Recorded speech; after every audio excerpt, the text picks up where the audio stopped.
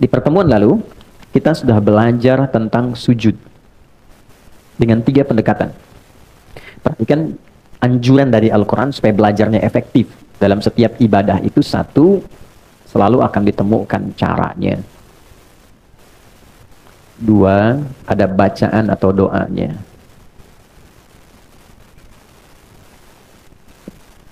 3, nah ini yang jarang dikaji, saya garisi yang 2 ini. Nah ini hikmahnya atau maknanya apa dan implementasi kehidupannya. Oke. Nah, pola belajar seperti ini yang menjadikan pengetahuan kita itu satu lebih lengkap, kedua lebih dalam, yang ketiga lebih terasa dalam kehidupan karena tahu makna dan praktikalnya. Misal, ketika saya sampaikan di awal bahwa pertama saat memulai sholat kan dibuka dengan takbir kan? Cara satu, angkat tangan sejajar dengan bahu di sini. Kalau kita mengacu pada hadis baik di Al-Bukhari ataupun di Muslim, tersambung pada sahabat Khalad bin Rafi Az-Zulaiki yang mendokumentasikan ini sahabat Abu Hurairah, kemudian dikodifikasikan dalam kitab misalnya Sahih Muslim nomor hadis 397. Baik, angkat tangan sampai sejajar dengan bahu. Rafa'a yadayhi hadwaman kibaihi di sini. Bacaannya apa? Ditemukan di riwayat Abu Daud. Fayaqulu Allahu Akbar. 1, cara sudah dapat. 2, bacaan sudah dapat. Allahu Akbar. Yang ketiga, ini poinnya. Apa sih maknanya? Kenapa begini? Maknanya apa? Kenapa yang diucapkan Allahu Akbar? Apa korelasinya bacaan ini dengan bacaan setelahnya di iftitah? Karena mesti ada makna. Kan implementasi sholat itu merubah kita menjadi lebih baik. Innas sholata tanha 'anil fahsya wal munkar. Mungkin nggak sesuatu dikerjakan merubah kita, tapi kitanya nggak paham? Mungkin nggak? Ya mungkin. Makanya kalimat tadi itu yang disampaikan tegas oleh Al-Quran di Quran surah 29 ayat ke-45 dibukanya dengan pendekatan belajar yang benar. Persoalannya yang sering dihafalkan pertengahan ayatnya awalnya tidak dibaca. Kalau saya baca tengahan, Anda pasti akan bisa melanjutkan. Innas sholata tanha 'anil fahsya. Oke, sepakat. Coba baca awal ayatnya. Utlu ma uhya ilaika minal kitab wa aqimis shalah. Perintahnya utlu. Anda buka mushaf, Anda temukan terjemahan bacalah. Tapi kalau kita baca lagi surat Al-Alaq ayat 1, saat wahyu pertama turun, kalimatnya ikra kan? Apa artinya ikra? Kalau sama-sama artinya bacalah, kenapa bacaannya beda? Yang satu ikra, yang kedua utslu. Kenapa saat wahyu turun ikra, kok saat sholat utslu? Secara cepat dan singkat, ikra itu dari qiraah, orangnya qori, membaca sesuatu tanpa dituntut memahami yang dibaca. Oke? Baik, jadi baca saja tanpa dituntut paham. Makanya saat kita ngaji kan ada ikra ya, qiraati, kan itu hanya bacaan tanpa dituntut paham. Itu kan a fathah a gitu kan, fa fathah fa lam dhamma u lu apa lu gitu kan. Gitu kan? Tapi kan kita nggak dituntut paham kan?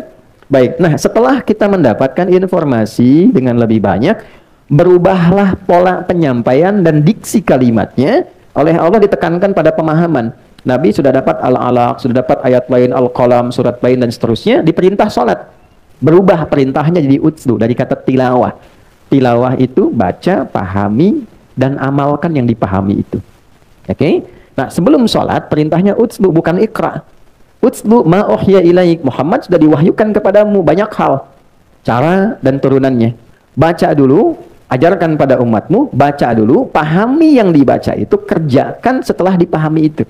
Jadi sebelum sholat, hal terpentingnya adalah pelajari dulu sampai mengerti. Kenapa kita takbir begini? Maksudnya apa? Itu sensasinya akan berbeda kepada jiwa. Wa aqimis shalah, baru tunaikan sholatnya. Nah, sholat yang demikian disertai dengan pemahaman sampai melahirkan kekhusyuan, itulah yang kemudian menghadirkan satu penggerak pada diri kita, mengerjakan perbuatan yang baik, meninggalkan yang terkutuk, fahsya dan mungkar. Itu poin utamanya. Nah, sekarang pertanyaan baliknya, dari semua sholat yang kita pernah tunaikan, apakah seluruh bacaan sholat ini sudah kita pahami? Berapa persen? Kalau hanya ingin mengangkat kewajiban, selesai, tak perlu paham, yang penting sholat, gugur kewajiban. Pahala diberikan sepanjang ikhlas. Pahala itu urusan akhirat. Tapi keberkahan sholat yang merubah diri kita nggak dapat. Gitu. Kenapa dulu orang sholat jadi baik? Orang sekarang sholat misalnya belum berubah dia menjadi baik. Nah, problemnya adalah yang ketiga ini yang tidak optimal. Oke, cara cepat, tinggalkan nih, buang urusan dunia ke belakang, tinggalkan. Saat akan sholat kalau pengen khusyuk, dunia buang ke belakang, jangan dibawa lagi. Problemnya ketika orang sholat, dunia masih di bawah. Sehingga ketika lisannya mengatakan Allahu Akbar, di kepalanya masih proyek Hu Akbar. Ya kan? Jemuran Hu Akbar, cicilan Hu Akbar, gitu kan? Itu yang sering masuk terbawa. Padahal spirit asalnya buang. Wa annahum ilaihi raji'un. Al-Baqarah ayat 46. Kalau sudah mau sholat, semua dunia dibuang ke belakang. Nabi katakan ke sahabat, ij'alu ya, sholatikum sholatun muwadda. Jadikan sholat kalian seperti sholat perpisahan. Maksudnya apa? Dunia buang dulu. Karena yang dibawa ini urusan akhirat. Lalu ucapkan tidak ada yang tinggi dibandingkan Allah. Allahu Akbar. Itulah sebabnya kenapa bukan Ar-Rahman, bukan Ar-Rahim. Supaya yang lain kecil, yang diagungkan yang besar saja. Nah, lalu disertakan rasa. Ini yang dihadirkan Abu Bakar As-Siddiq. Baru takbir itu sudah gemetar, nangis beliau. Kenapa? Karena takut lisannya mengucapkan Allahu Akbar, sementara sebelum sholat merasa besar dirinya. Merasa besar dibanding istri, merasa hebat dibanding suami, angkuh dari teman, yang paling segalanya. Terus dengan bangga mengatakan Allah yang maha besar, padahal dia sudah berbuat besar sebelum dia sholat. Makanya setelah itu dia pasrahkan dirinya, berdoa dengan baik, dipilihlah satu dari 9 doa iftitah yang pernah kita bahas. Nah ini cara pembelajaran seperti ini saat akan dipraktekkan, itu membawa dampak berbeda. Nah, sudah kita pelajari dari wudhu sampai dengan sujud. Teman-teman yang baru bergabung, mohon dengan segala kerendahan hati, berkenan mengikuti di sesi yang lain. Kita sekarang sudah sampai sujud. Mau bangkit dari sujud. Jadi kasihan tuh sebulan belum bangun dari sujud. Sudah, oke. Poinnya, turun dari sujud saya cepat saja. Bisa dilakukan dengan 2 cara. Saya persingkat ikhtisar dari yang lalu. Yang pertama, setelah i'tidal, sami Allahu liman hamidah, Rabbana walakal hamd, dan seterusnya. Maka cara pertama, ini yang diutamakan terlebih dahulu. Jika lututnya dalam keadaan sehat dan tidak bermasalah, maka dahulukan lutut untuk turun. Seperti ini, lutut duluan. Oke, baik ya, baru telapak tangannya. Baik, tentang ini menjadi amalan pertama yang dilakukan Nabi, didokumentasikan oleh Imam Abu Daud dalam kitabnya Sunan Abu Daud, nomor hadis 838, tersambung kepada sahabat Wa'il bin Hujr. Jadi kalau teman-teman pengen belajar tentang sholatnya Nabi, dan ingin melihat siapa sahabat yang sering fokus mendokumentasikan sholatnya Nabi, ini namanya Wa'il bin Hujr, Ibnu Hujr. Beliau masuk Islam dari awal, sering ngamatin Nabi. Jadi kalau kita nanti belajar fikih dan kita amati hadis-hadis tentang sholat, seringkali kita temukan sahabat mulia ini yang meriwayatkan. Oke, cara kedua, bisa menggunakan telapak tangan bila lutut bermasalah misalnya. Walaupun nanti jadi pilihan di akhirnya. Lutut bermasalah karena satu mungkin faktor usia, ya kan? Yang kedua ada faktor ya secara non teknis, misalnya mohon maaf cedera kah ya karena olahraga dan sebagainya. Maka alternatif kedua, gunakan telapak tangan. Turun. Oke, gunakan telapak tangannya dulu ya, begini, baru kemudian lututnya. Itu boleh. Hadisnya hanya beda 2 nomor dengan yang tadi, nomor hadis 840. Diriwayatkan oleh sahabat Abu Hurairah. Di kitab yang sama Sunan Abu Daud. Abu Hurairah nama aslinya ya, ada yang tahu? Abdurrahman bin Sahar. Masuk Islam saat Nabi di usia 60 tahun kurang lebih. Sebelum Nabi meninggal, 3 tahun sebelum meninggal. Ya. Di usia Nabi sudah 60 tahunan, 3 tahun sebelum meninggal. Kondisi beliau pada saat itu ada masalah di lutut. Sehingga hadis-hadis yang disampaikan dalam usia Nabi rentang 60-an itu selalu digambarkan Nabi sholat kadang nyender ke dinding, menggunakan tongkat karena lutut bermasalah. Oke? Nah ini poin yang pertamanya. Nah Abu Hurairah menyimpulkan, saya ini kemana aja selama ini? Kok terlambat ngaji? Teman-teman sudah duluan. Maka beliau pengen nyusul yang lain. Jadi meningkatkan effortnya, menambah durasi belajarnya, dan ini jadi sunnah untuk kita. Tidak ada kata terlambat. Dan jangan menyimpulkan yang sudah duluan lebih unggul, tidak. Yang harus disimpulkan, yang lain sudah ngaji duluan, saya pun pengen seperti dia, pengen nyusul. Nambah motivasi. Maka ini yang menarik perhatian Allah. Ini poinnya. Ketika kalimat ini muncul menarik perhatian Allah, diberikanlah kelebihan. Maka beliau bisa menangkap ajaran Nabi itu, cepat ditangkap dan didoakan oleh Nabi. Begitu dipakaikan sorban, nih itu begitu belajar dengan kondisi demikian, maaf, beliau tercatat dalam sejarah sebagai sahabat yang selalu ingat, sulit lupa. Sehingga 3 tahun itu dimanfaatkan betul, menunggu Nabi depan rumahnya, ngikut Nabi kemana diikuti, karena merasa terlambat. Akhirnya, ketika Nabi meninggal, beliau sudah mengoleksi 7.000 hadis dari Nabi SAW. Durasi yang singkat, tapi begitu sangat bermanfaat. Nah, di antara hadis yang diriwayatkan tentang turunnya Nabi ketika akan sujud. Nah, beliau meriwayatkan versi menggunakan telapak tangan. Kenapa? Karena kondisi Nabi tadi dalam kondisi senior, lutut bermasalah, lalu telapak tangan yang turun. Jadi kalau ada teman-teman ingin menggunakan lutut, hadisnya yang tadi dari Wa'il. Kalau menggunakan telapak tangan, hadisnya bersandar pada Abu Hurairah. Nah, dalam ilmu hadis ada namanya al-jam'u wa taufik. Cara mencari kesimpulan, jangan saling menyalahkan. Mana yang benar, lutut atau telapak tangan? Mana yang paling utama? Kumpulkan keduanya, ambil yang paling memudahkan untuk kita mengerjakan, karena itu pilihan yang membuat kita nyaman untuk melakukan. Jadi kalau Anda nyaman dengan lutut, silahkan dengan lutut. Kalau nyaman dengan telapak tangan, lakukan, tidak ada masalah. Dan jangan disimpulkan ketika ada yang pakai telapak tangan, tua. Ya, ya, jadi jangan simpulkan demikian. Yang salah yang pakai kepala duluan, belum apa-apa sudah bermasalah. Oke, sudah sujud, pastikan 7 anggota badan menempel sempurna dulu sebelum berdoa. Saya cepat highlight dengan cepat. 1, kening. Hadisnya dari Ibnu Abbas radhiyallahu taala anhuma, qala umirna an nasjuda ala sab'ati a'dhamin. Kami diperintah untuk bersujud dengan 7 anggota bagian tubuh. 1, kening. Saya sudah membahas persoalan tentang mukna, membahas persoalan juga tentang rambut, silahkan cek di pertemuan lalu. Yang kedua, 2 telapak tangan. Oke, jadi 1 tambah 2, 3. Yang selanjutnya 2 lutut tambah 2, 5. Selanjutnya 2 kaki dengan jemarinya, 7. 1, 3, 5, 7. Oke, baik. Saat menyebutkan kening jabahah, Nabi telunjuknya menunjuk ke hidung begini. Dalam kondisi yang bersih, karpet dan sebagainya, nanti ukuran ini, kening, itu bisa disesuaikan dengan hidung. Jadi bisa menempel, tapi kalau kira-kira sedang di, di pantai atau naik ke gunung, kurang bersih dan sebagainya, maka nggak harus ditempelkan hidungnya. Karena yang paling pokok itu apanya? Keningnya. Baik, 7 ini, ingat baik-baik. Kemudian makin sujudak. Tempelkan dengan baik dulu, jangan langsung berdoa. Ini baru turun belum nempel sudah doa. Subhana rabbiyal a'la. Tidak. Tempelkan dengan nyaman, makin sujudah. Sampai merasakan sensasi yang enak nempelnya. Yang penting kening. Ingat ya. Karena itu jangan gunakan, sekali lagi, jangan gunakan alas sujud yang terlampau empuk. Sehingga tidak terasa pertemuan kening dengan tempat sujud. Ya, karena itu saya sering koreksi sejadah yang kalau kita sujud itu nggak rasa nempel. Kayak ngambang. Jadi ibu kalau beli lihat sejadah, teman-teman, jangan lihat bagusnya. Lihat fungsinya. Sejadahnya memang bagus, tapi nempelnya kayak bantal. Begitu sujud nggak bangun-bangun gitu. Oke? Ya, ini tempatnya yang semakin tempat itu rata dan membuat nyaman ini untuk sujud itu bagus. Tempelkan. Biasanya kalau yang belum terbiasa agak pusing awal-awal, setelah itu enak tuh. Karena darahnya kan dipompa tuh. Ya, ngalir ke otak, ngalir lagi, dan ada titik pusat di sini. Ya, ada riset menunjukkan God spot-nya gitu di tengah ini. Lalu tangan sudah menyatu semua enak, baru berdoa. Nah, di titik ini kemarin sudah kita bahas doa pembukanya, ya kan? Subhana rabbiyal a'la atau subhana rabbiyal a'la wa bihamdi, atau yang ketiga subhanakallahumma rabbana wa bihamdika Allahumma firli. Nah, di sini kita berhenti pertemuan lalu. Sekarang kita akan bahas bacaan itu plus hikmahnya. Caranya sudah, bacaannya sudah, tinggal hikmahnya apa, baru bangkit dari sujud untuk duduk di antara 2 sujud. Saya punya waktu kurang lebih ada 30 menit ke depan, kita fokuskan dengan baik. Bismillah. Baik, kita mulai. Ini materinya cukup penting ya, tolong fokus, karena saking pentingnya dihapus aja susah tuh.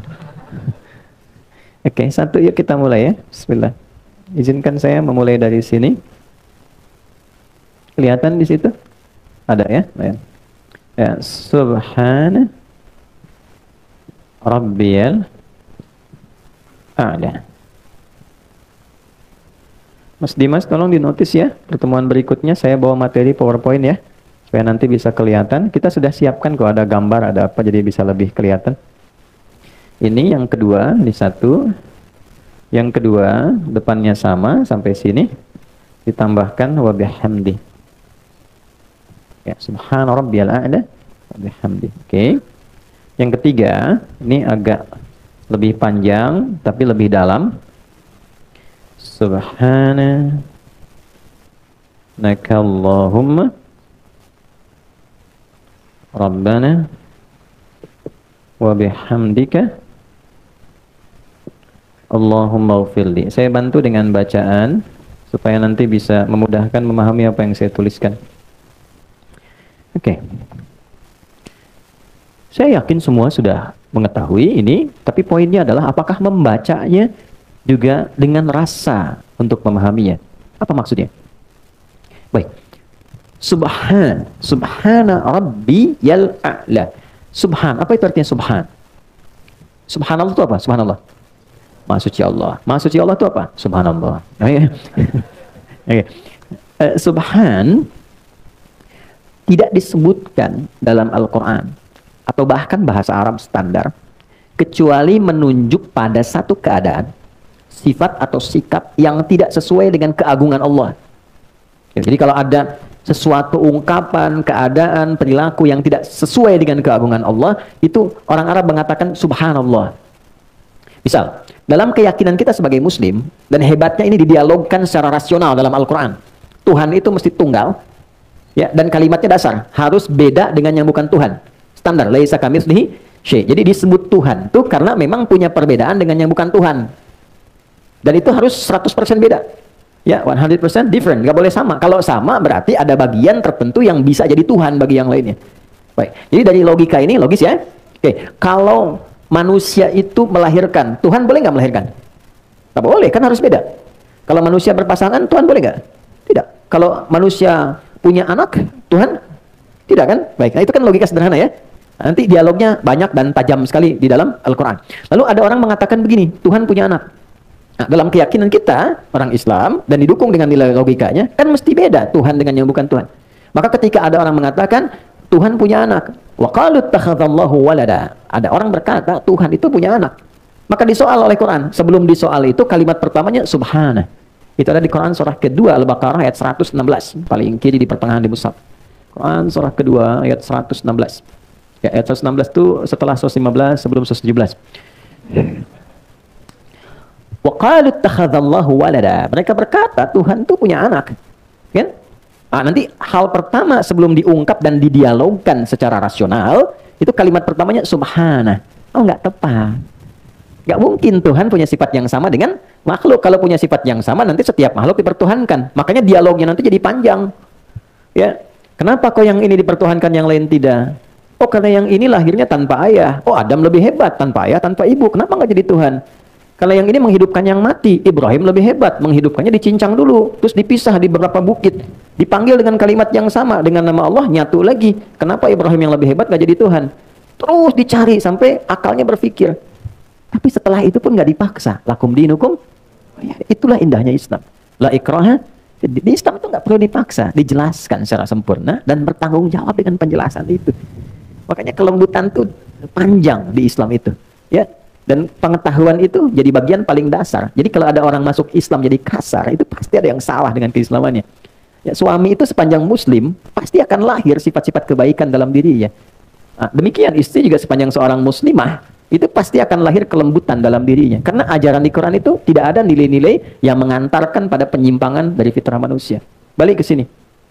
Nah, sekarang gini, setelah itu ada Rabbi. Dari sifat rububiyah, Rabb itu artinya sifat perawatan, pemenuhan kebutuhan, ya kan? Jawaban dari doa yang merawat, menyembuhkan. Oke, Quran surah ke-7 di ayat 172, Al-A'raf ayat 172. Perjanjian pertama kita dengan Allah sebelum terlahir itu menggunakan Rabb. Lihat kalimatnya. Wa idh akhadha rabbuka min bani adama min zuhurihim dzurriyyatahum wa ashhadahum ala anfusihim alastu bi rabbikum. Bukan alastu bi Allahikum bi rahmanikum, tapi Rabb. Ya. Terjemah enaknya begini. Apakah engkau bersedia komitmen menjadikan aku sebagai satu-satunya Tuhan yang dengan itu aku akan merawatmu, menyembuhkan engkau kalau sakit, memaafkan kalau salah, memenuhi seluruh kebutuhan hidupmu, mengampuni kalau berdosa, dan menerima ketika engkau kembali. Kalau ada tawaran begitu, kita menerima dengan syarat atau tanpa syarat? Pasti tanpa syarat. Mau nggak ikut saya? Kebutuhannya ditanggung, kalau sakit saya bawa ke dokter, kalau fasilitas saya penuhi semua, pengen apa saya berikan. Kalau salah saya maafkan, saya nggak marah. Kira-kira kalau ditawari begitu mau ikut atau tidak? Ya, maunya itu ada pikir lagi atau enggak? Tidak. Kalau berpikir lagi, pertimbangan kalimatnya umum. Naam. Tapi kalau kita terima tanpa syarat, bala. Ya, bala. Makanya jawabannya bala. Cuma sekali ya, kalau 2 kali jadi makanan. Bala-bala. Bala syahidna. Ya, aku siap terima, aku bersyahadat. Makanya syahadat itu dilekatkan dengan sifat rububiyah ini, yang merawat, memberikan perhatian, yang menyembuhkan, memaafkan dan sebagainya. Jadi ditariknya ke saya, Rabbi. Nah, disinilah kedalaman sujud. Saat sujud kita mengakui, ya Allah, Engkau yang merawat aku, memberikan segala kebutuhanku, memaafkan aku kalau salah, membimbing aku ke jalan yang benar, kasih oksigen tanpa memberikan batasan. Semua Engkau berikan kepadaku. Tapi dalam keadaan demikian, aku masih melanggar ketentuanmu. Lisanku masih tajam. Tanganku bahkan sekarang mewakili lisanku, menyakiti orang dengan tulisan, mencela dengan lisan, merendahkan orang lain. Kadang dipanggil sholat, aku nomor sekian kan. Padahal aku tahu yang memberikan rezeki Engkau, yang memberikan kemudahan Engkau. Ya Allah, ya Tuhanku, aku tahu ini salah. Kan? Untuk itulah kita pasrahkan, dari berdiri kita rendahkan sepenuhnya, yang bagian terhormat pada diri manusia langsung dijatuhkan ke bawah. Itu titik tertinggi itu. Jadi ketika seseorang itu bisa merendahkan bagian terhormatnya ke titik yang terendah, itu artinya pengakuan terdalam untuk pasrah dan berubah. Kalau sudah bisa, tunduk betul. Makanya orang yang sering merendah, Allah pasti angkat. Nanti saya berikan hikmahnya di akhir. Ya, tunduk rendah. Nah, ini sifat pengakuan. Jadi kalau sudah sujud, kita itu merendah dan mengaku banyak salah. Ini yang jarang terjadi. Yang terjadi mengejar sujudnya saja. Bahkan ada sujud dengan kebanggaan. Sujud, ya? Pada dasarnya ini konteksnya bukan dalam sujud syukur ya, konteksnya dalam sujud kita merendah dalam ibadah. Jadi begitu turun itu disertai dengan pengakuan, selama ini saya salah. Rabbi, sementara Engkau yang merawatku ya Allah, ya Tuhan yang merawatku, memberikan kebutuhan. Subhan, nggak tepat perilaku saya. Dipanggil menghadap lewat adzan masih sibuk dengan dunia, kan? Padahal tahu dunia kan mau cari harta, harta itu rizki. Terus kita simpulkan yang punya rezeki Allah. Terus dipanggil sama Allah nggak datang, kan aneh. Ya kan? Anda kerja cari apa? Rezeki. Yang punya rezeki siapa? Allah. Sekarang Allah panggil pengen ngasih, Andanya malah lari. Bukan Anda, maaf, orang lain gitu ya. Kan nggak masuk akal juga kan? Nah, maka dalam konteks itu Allah balik. Di ayat Jumatan tuh lebih tajam lagi, di ayat ke-11 itu. Ya, itu kalimatnya dalam sekali. Dalam sekali. Ya. Ini ketika Nabi sedang berdakwah di awal masa Islam, itu jamaah hadir beberapa banyak. Di awal-awal iman masih belum kuat. Tiba-tiba ada rombongan pedagang plus diskon besar-besaran. Kita lewat tuh samping masjid, lewat diskon 70%, 80%, tuh kan?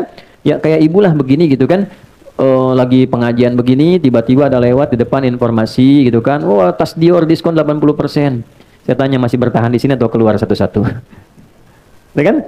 Nah, itu tinggal 12 jamaahnya, yang lain keluar. Tinggal 12 orang. Maka apa yang terjadi? Turunlah ayat yang ke-11 dari surah Al-Jumu'ah. Ya kan? Wa tarakuka qa'ima. Engkau meninggalkan nabimu itu berdiri sendirian, tersisa tinggal 12. Saya langsung ke ujung. Qul ma indallahi khairum minal lahwi wa minat tijarah. Muhammad viralkan kalimat ini pada mereka. Yang Allah telah siapkan bagi orang yang merespon panggilan Allah, disiapkan lebih banyak, lebih baik, lebih bagus dibandingkan proyek yang sedang mereka fokus dan sibuk di dalamnya saat ini. Jadi akan terjadi, rumus Qurannya begini, kalau nggak disebutkan tokohnya siapa, kejadiannya kapan, itu akan terjadi dengan substansi yang sama, tapi tokoh yang berbeda. Ada orang akan meninggalkan Jumat demi mengejar proyek. Ya, maka sampaikan, kata Allah, ya Muhammad sampaikan, apa yang Allah telah siapkan, itu lebih dahsyat, lebih tinggi nilainya dibandingkan proyek yang sedang mereka kerjakan. Ujungnya lebih indah. Wallahu khairur raziqin. Bukankah Allah yang memiliki rezeki yang terbaik dalam membaginya? Kamu tahu aku yang punya, kamu tahu aku yang berikan. Kenapa saat aku panggil untuk aku kasih, kamu justru menjauh dariku? Itu pertanyaan basic sekali. Nah, ini yang sering terjadi dalam kehidupan. Begitu kita sujud, nah suasana itu mesti dibawa. Ya bagaimana doa bisa dikabul kalau ini saja belum kita hadirkan? Kan? Merendah dulu. Evaluasi dulu. Anda datang ke pimpinan di kantor, ya kan? Bawa proposal. Bang, izin Pak, ini permohonan untuk bulan ini, semoga Bapak bisa meng-ACC dan sebagainya. Yang kedua, izin Pak, mohon arahan, mohon evaluasi, barangkali yang kemarin ada kekurangan-kekurangan, saya mohon diberi petunjuk, yang salah-salah, barangkali mohon diarahkan supaya saya bisa perbaiki, meningkatkan kinerja, supaya lebih baik Pak. Ini untuk gambaran yang kemarin dan pengajuan yang akan datang. Antara yang satu dengan yang kedua, peluang diberikan ACC-nya, dikabulkan tuh besar yang mana? Satu atau dua? Yang kedua. Demikian saat sujud, Anda akan meminta. mohon dikabulkan, pengen doa, kadang terisak tangisan, tapi sifat ini nggak hadir. Maka yang paling harus dihadirkan pertama kali ini sifat a'la kehadap Allah dulu. Ya Allah, Engkau yang maha agung. Tidak setara dengan sikapku yang selama ini kadang menjauh darimu, kadang melanggar banyak ketentuanmu. Aku pasrah ya Allah, pasrahkan dan segala kehormatanku pada dirimu saat ini. Aku mohon ampunan selama ini bersikap yang tidak pantas. Itu kurang lebih makna dari kalimat subhana rabbiyal a'la. Kalau kita teruskan wa bihamdi, maka kita sertakan pujian setelah itu. Ya Allah, perilakuku yang kurang baik tidak mengurangi kesempurnaan pujian untukmu. Tidak mengurangi keistimewaan segala kemuliaan yang melekat kepadamu.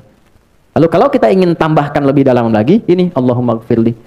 Ya Allah, dengan segala luas ampunanmu dan dengan segala kekuatan dan kemuliaanmu, mohon ampuni hamba. Hamba sadar, hamba salah. Itu kalau kalimat itu keluar, mengaku saya salah, itu mahal. Coba suami, kalau ada masalah sama istri, mahal sekali kalimat, ya bun, saya salah. Itu mahal, mahal ya. Mahal banget tuh. Ya, ya. Pokoknya kadang ada satu psikologi di hadis itu menarik sekali bagi perempuan itu. Ya, dia tuh tidak peduli betapapun ya Anda benar, tapi hanya ingin mendengar bahwa ya dia tidak salah gitu. Dalam ya, Nabi itu datang dalam satu kondisi sudah sibuk apa ke rumah, itu Sayyidah Aisyah curhat. Ada ulama yang menghitung curhatnya itu kalau dihitung sampai 2 jam. Ada yang menghitung lebih daripada itu. Tapi yang paling menarik, Nabi nggak motong. Itu menarik sekali. Nabi loh nggak motong, dibiarin aja cerita, kan? Sudah selesai. Alhamdulillah, sayang, semoga Allah berikan begini, selesai. Kan? Itu sesuatu yang dalam sekali. Ini kan saya lihat wajah-wajahnya yang mantan kajian kemarin ya. Apa? Ada Robiah Kem ya. Kemarin saya lihat beberapa tuh. Nah, ada beberapa. Gini, kenapa terlalu banyak drama di rumah tangga itu? Kan di Quran itu berumah tangga itu seperti permainan. Banyak bermain, banyak gembira aja. Jangan terlalu serius. Serius dalam beberapa hal saja. Yang lainnya banyak gembiranya. Nabi kan jalan bareng. Balap lari sama Sayyidah Aisyah, kadang digendong, kadang gulat, kadang nonton bareng-bareng. Ya nikmati selama masih berkehidupan dalam rumah tangga. Ya, balik ke sini. Kenapa jauh-jauh ke situ? Ini. Nah, jadi ini dulu yang dihadirkan nih, kepasrahan diri kita, sujud, permohonan ampunan, baru minta. Jadi kalau sudah frekuensinya nyambung, enak, merata, bagian tubuh tuh kerasa enak ngalir, sujud. Tapi kalau udah terisak tuh enak banget, kayak nggak pengen bangun lagi gitu. Ya makanya Nabi itu seringkali lama dalam sujud. Sebagian menyimpulkan sujud terakhir, padahal di setiap sujudnya lama. Kenapa paling akhir lebih lama daripada yang sebelumnya? Karena kerinduannya kepada Allah itu memuncak dan terpenuhi dalam keadaan sholat. Kalau sudah selesai sholat, ya nggak tersambung lagi kan? Nggak tersambung tuh dalam arti secara langsung fokus, tidak ada dengan umat gitu. Itulah yang menjadikan sujud terakhirnya lama. Kan? Kadang sebagian jamaah makmum pengen cepet tuh kan? Nah, ini ditanyakan kerinduannya kepada Tuhan. Nah ini ketika nempel betul, barulah permohonan intinya dimintakan. Biasanya, kalau sudah sampai ke titik ini, dan ini dipraktekkan yang hikmah tadi, belum minta sudah dikabul. Biasanya. Kalau sudah ke kalimat Allahumma gfirli dan betul, itu belum keluar, sudah dikabul. Tapi kalau kita ucap ya dalam sholat sunnah misalnya, dalam lisan yang terkenal, terpahami oleh diri kita saja. Oke, kalau dalam sholat fardu tidak dilafadzkan, cukup dalam hati dihadirkan. Ingat, ada masalah ya tumpahkan aja dalam tangisan, sujud, minta. Sampai ke titik ini, nanti lihat apa yang terjadi. Ini rumus di Quran surah 12. Ya. Surah 12 ayat ke-85 sampai 86 tuh. Ya, di surat Yusuf. Kalau mau lebih komplit nanti dengan kisah dan turunan sampai ininya sampai ayat 88-nya tuh. Ya. Sampai ketemu kalimat innama ashku bathi wa husni ilallah. Aku tuh kalau punya masalah di rumah tangga, curhat itu selalu kepada Allah. Maksudnya dalam salat. Ya, jadi kalau punya masalah, apapun itu, seberat apapun, pertama terima dulu. Karena mengeluh itu tidak mengurangi masalahnya. Cuma nambah saja. Terima dulu dengan sabar. Karena Allah pilihkan masalah itu sesuai kadar kesanggupan kita semua. Nggak mungkin saya di hidayat diuji masalah Anda karena saya nggak sanggup.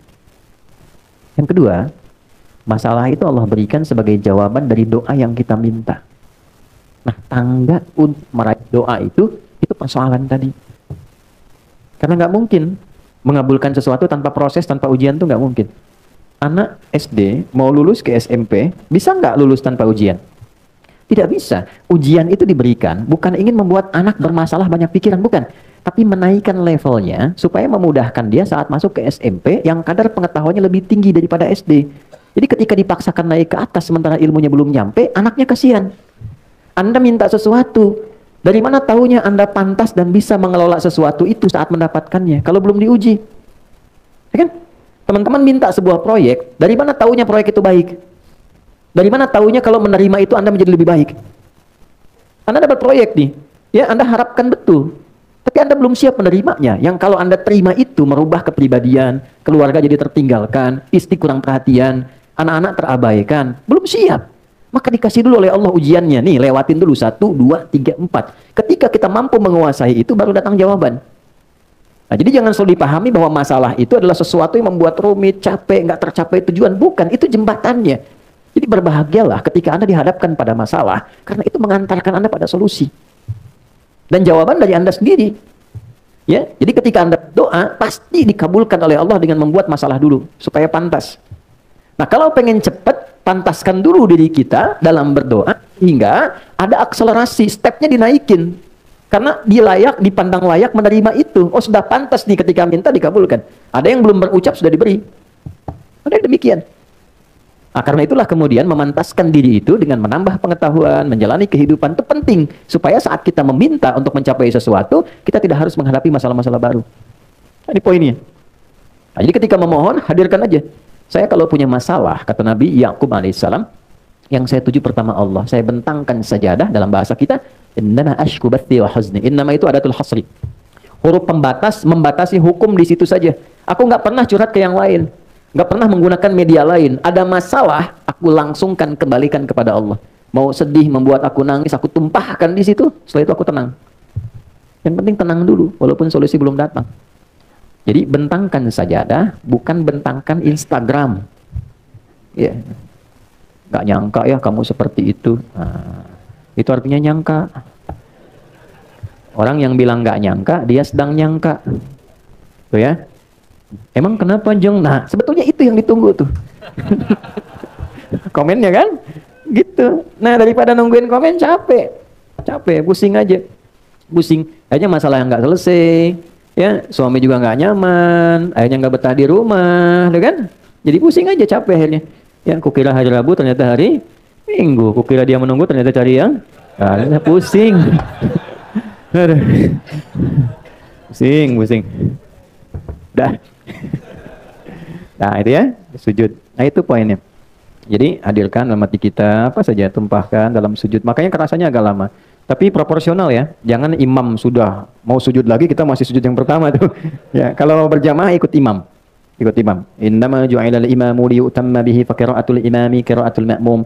Imam itu dijadikan untuk diikuti. Maka bacaan imam mewakili makmum. Kalau imam sudah naik, ikut naik. Oke? Kecuali kalau sholat sendirian tahajud, silakan tumpahkan senyamannya.